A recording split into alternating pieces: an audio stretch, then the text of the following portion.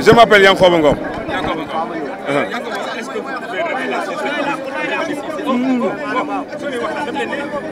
Bon, juste pour résumer,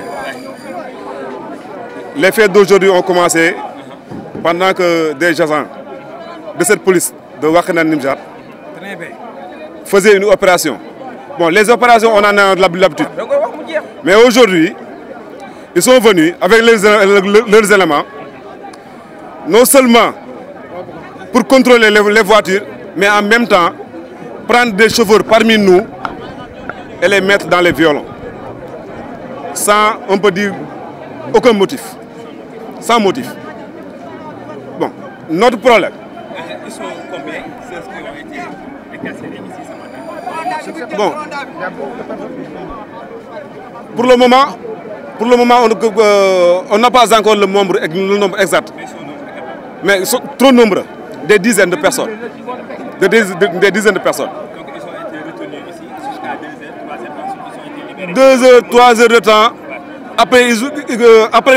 Après avoir vu ce rassemblement, ils ont tout libéré sans rien nous dire. Moi-même, j'ai fait l'approche pour demander, mais ils m'ont rejeté. Ils nous ont rien expliqué. Donc la police ne veut pas vous dire les motifs ou bien les raisons.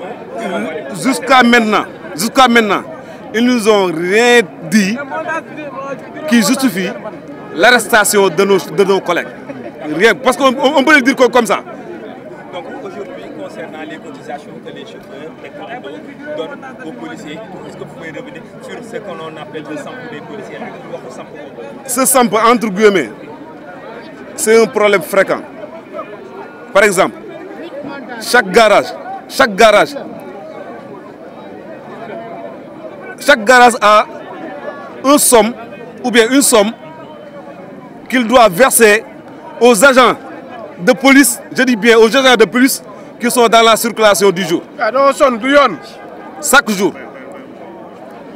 Si tu ne donnes pas 500 francs, comme net, comme simple, on t'arrête dans la circulation, tu donnes 1000 francs ou bien 2000 francs. Bon, le problème dans tout ça, pour que l'autorité chasse notre valeur carrément, nous, à Wakhinane Nimzatt seulement, on a plus de 1500 voitures qui sont dans les garages. Sans compter les autres voitures qui circulent sans avoir de garage, qui sont encore plus nombreux. Il y a, à Wakhinane Nimzatt, on a déjà énuméré 14 garages, dont le nombre le plus petit, c'est 30 voitures par garage. Il y a 2 garages qui ont plus de 100 voitures ici à Wakhinane Nimzatt. Ce que je veux dire par là, si jamais l'État ou bien l'autorité nous avait régularisé, au moins pour combattre la corruption, au moins au lieu de verser des miettes à des agents de sécurité, on pourrait au moins verser dans le caisse de l'État au trésor public. Par exemple, je prends l'exemple de Mbour. Si au moins on nous disait, voilà, on vous régularise, bon, vous payez chaque mois 6 000 francs, comme l'exemple de Mbour. L'exemple de Mbour. À Wakhinane Nimzatt seulement, Wakhinane Nimzatt c'est 14 garages, plus de 5 000 presque. 1500 voitures, c'est ce que nous avons énuméré sur les garages, sans compter les autres. Bon, ces 1500 garages, seulement 6 000 francs par mois, multiplié par 12 mois, c'est 3,5 milliards si on payait chacun 6 000 francs par mois aux caisses du trésor public. Pour Wakhinane Nimzatt seulement, sans compter Ndiarème Limamoulaye, les autres communes de Guédiawaye, Pikine, Parcelles et toute la banlieue. Toute autre banlieue.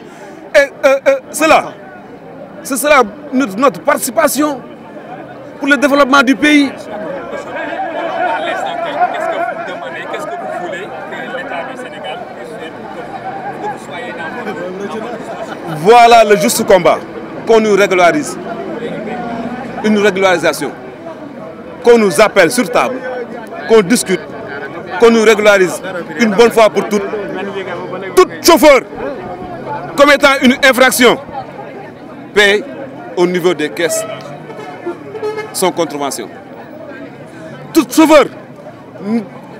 Bon, en tout cas, pour être clair, le mot clando, c'est ce qu'on doit effacer normalement de nos langages et des écrits. Au moins, nous ne sommes pas des taxis zones noires, mais des chauffeurs de taxis banlieue. Et nous sommes nécessaires. Nous sommes nécessaires dans le secteur du transport.